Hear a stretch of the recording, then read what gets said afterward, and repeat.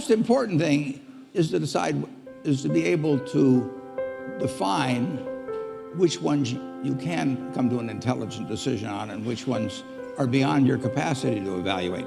You don't have to be right about thousands and thousands and thousands of companies. You only have to be right about a couple. I met Bill Gates on July 5th, 1991. We were out in Seattle, and Bill said, "You've got to have a computer." And I said, "Why?" And he said, "Well," he said, "you can do your income tax on it." I said, "I don't have any income. Berkshire doesn't pay a dividend." He said, "Well, you can keep track of your portfolio." And I said, "I only have one stock." I said, I mean, and he says, "It's going to change everything." And I said, "Well, will it change whether people chew gum?"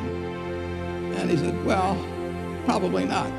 And I said, "Well, will it change what kind of gum they chew?" And I said, "Well, then I'll stick to chewing gum and you stick to computers, you know." I don't have to understand all kinds of business. There's all kinds of business I don't understand. But there's thousands of opportunities there.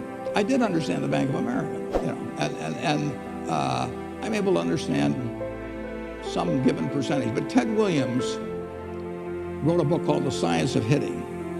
And in The Science of Hitting, he's got a diagram, shows him at the plate. And he's got the strike zone divided into 77 squares, each the size of a baseball.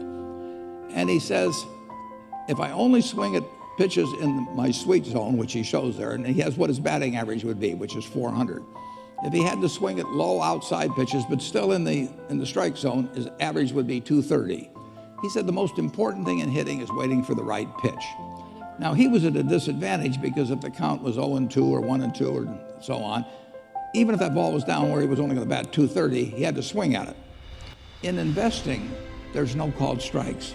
People can throw Microsoft at me and, you know, you name it, any stock, General Motors, and I don't have to swing. And nobody's going to call me out on called strikes. I only get a strike called if I swing at a pitch and miss. So I can wait there and look at thousands of companies day after day, and only when I see something I understand and when I like the price at which it's selling, then if I swing, if I hit it, fine. If I miss it, it's a strike. But it's an enormously advantageous game. And it's a terrible mistake to think you have to have an opinion on everything.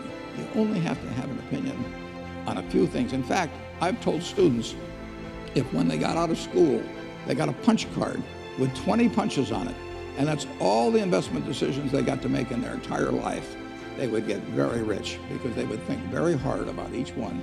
And you don't need 20 right decisions to get very rich. You know, 4 or 5 will probably do it over time. So I don't worry too much about the things I don't understand. If you understand some of these businesses that are coming along and can spot things on, if you can spot on Amazon, for example, I mean, it's a tremendous accomplishment what Jeff Bezos has done. And I tip my hat to him. He's a wonderful businessman. He's a good guy, too. But could I have anticipated that he would be the success and 10 others wouldn't be? I'm not good enough to do that.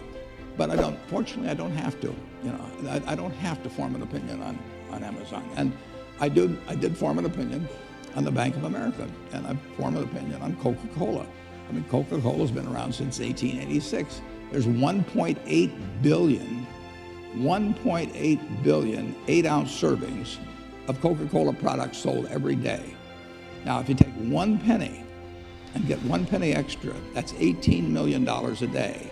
And 18 million times 365 is 7 billion, 3 less 730 billion, or $6,570,000,000. So annually, $6,570,000,000 from 1 penny. You think Coca-Cola is worth a penny more than, you know, Joe's Cola? I think so.